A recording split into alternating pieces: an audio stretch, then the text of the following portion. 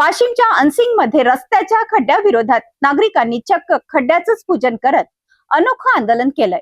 बस स्थानकासमोरील मुख्य रस्त्यावर मोठमोठे खड्डे पडले असून पावसाचं पाणी त्यात साचल्याने नागरिक आणि प्रवाशांना मोठ्या त्रासाला समोर जावं लागतं। प्रशासनाचं लक्ष वेधण्यासाठी नागरिकांनी थेट खड्ड्याची पूजा करून सार्वजनिक बांधकाम विभागाचा निषेध केला आहे।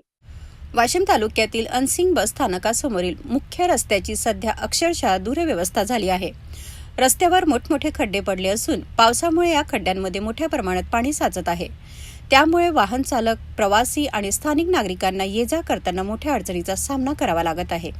रस्त्याची ही परिस्थिती प्रशासनाच्या निदर्शनास आणून देण्यासाठी अनसिंगमधील नागरिकांनी अनोख्या पद्धतीने आंदोलन केलं।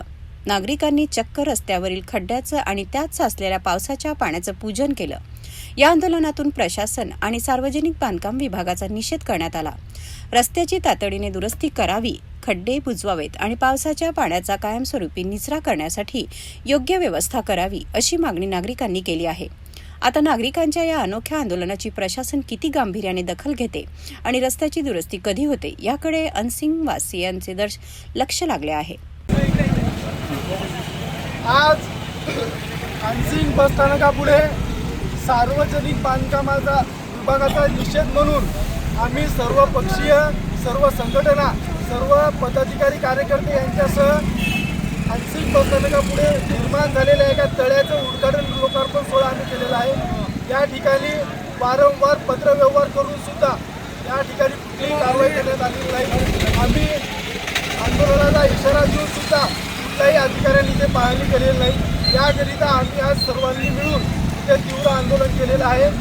येणाऱ्या काळात जर हे समस्या कायमस्वरूपी मार्गी लावण्यात आली नाही तर आम्ही नागरिकांच्या वतीने कार्यकारी अभियंता यांच्या दालनात हे आंदोलन करू।